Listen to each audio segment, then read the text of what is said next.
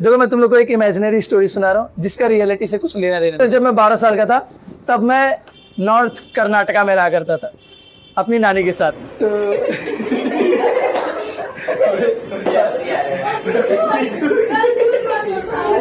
अबे तो story imaginary है ना, तो मैं तो कहीं भी रह सकता हूँ। तो मैं नॉर्थ कर्नाटका में रहता था अपने नाना नानी के साथ, ठीक है।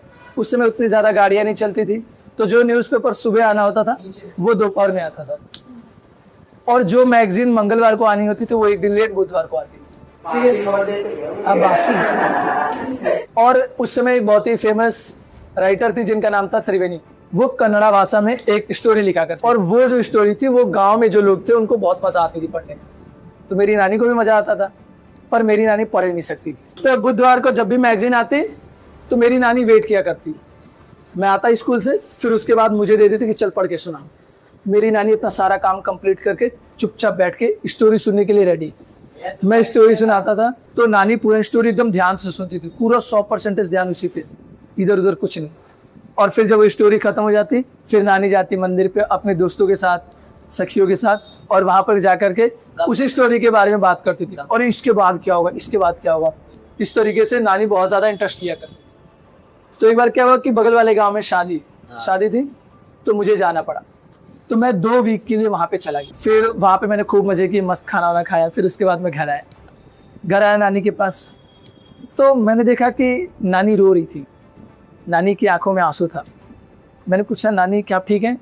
नानी ने कुछ कहा नहीं, सिर्फ सिर हिलाया। तो मैं बच्चा था, मैं सोचा कोई बात नहीं, नानी का क्या है। मैं चल लिया फिर ऐसे खेलने के लिए। फिर मैं खेलने चला गया।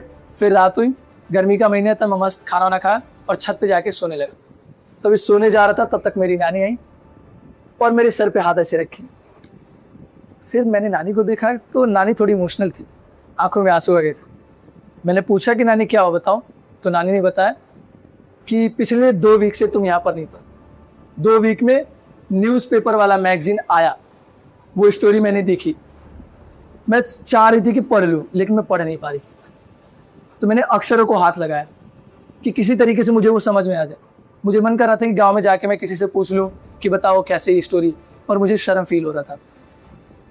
तो ये नानी जब बोली और नानी की आंख से आंसू आ रहे थे, तो नानी ने बोला, मुझे कभी इस बात का मलाल नहीं हुआ कि मैं स्कूल नहीं गई, पर पिछले 2 वीक से मुझे एहसास हो रहा है कि मैं स्कूल क्यों नहीं गई। मेरे मम्मी पापा मुझे छोटे में ही मेरी शादी कर दी, और फिर मैं यहाँ आ गई जहाँ पर मैं अपने बच्चों को पालती, और अब तुम लोग को पाल रही हूँ। मैं कभी पढ़ नहीं पाई। अगर मैं पढ़ ली होती तो आज ही कहानी मैं आगे खुद पढ़ चुकी। तो मैं कुछ कह नहीं पा रहा था, मुझे समझ में नहीं आ रहा था क्या कहना है। फिर नानी ने बोला कि मुझे कन्नड़ा भाषा सीखना है, अभी सीखना है, पढ़ने सीखना है। तो वो बोली कि कल से तुम मुझे डेली पढ़ाओगे। तो मैं बच्चा था, मैं नानी को देख के हंस दिया, 62 साल की बुढ़िया हो गई हो, आप सीखोगी।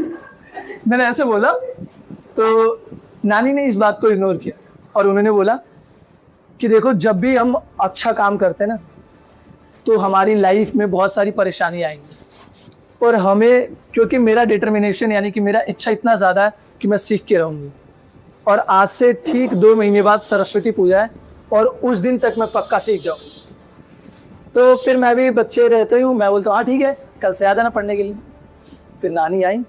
पहले दिन मैं स्कूल से आ रहा था तो मैं घर आया तो देखा नानी मेरा खाना निकाल के रखी, पहले से इधर बुक वुक निकाल के रखी, जल्दी से बोली खाना खा ले, मुझे पढ़ा दो। फिर उसके बाद मैं खाना खाया, मैं नानी को पढ़ाना शुरू किया। नानी को जो मैं काम देता, जो मैं पढ़ाता, नानी एकदम बढ़िया से पढ़ लेती। उसको दिन भर रिवाइज करती, बार बार रिपीट करती, बार बार सीखती। एकदम मतलब नानी को बिल्कुल जुनून था कि अब की बार तो एकदम चीर-फाड़ देना है, बिल्कुल सीख लेना है। और मुझे भी मज़ा आ रहा था, तब मुझे एक्सपीरियंस हुआ, तब मुझे लगा कि मैं बढ़िया टीचर बन सकता हूँ। तो फिर उसके बाद क्या होता, नानी मस्त पढ़ती है, और फिर मैं सोचता हूँ कि सरस्वती पूजा जिस दिन होगा उस दिन मैं नानी को क्या दूंगा, एक गिफ्ट दूंगा। और गिफ्ट में क्या होगा, वही वाला मैगजीन जिसमें त्रिवेणी की वो स्टोरी थी। तो मैं चुपचाप ले करके सरस्वती पूजा के दिन ले जा करके अपने बेड के नीचे रखती है। फिर मेरी नानी मुझे बुलाई और मुझे मंदिर के पास लेके गई। मंदिर पे एक टेबल लगाई और मुझे बोली बैठ जाओ। मैं बैठा, नानी ने कुछ में लेकर के आया और नानी मेरी पैर छूने लगी।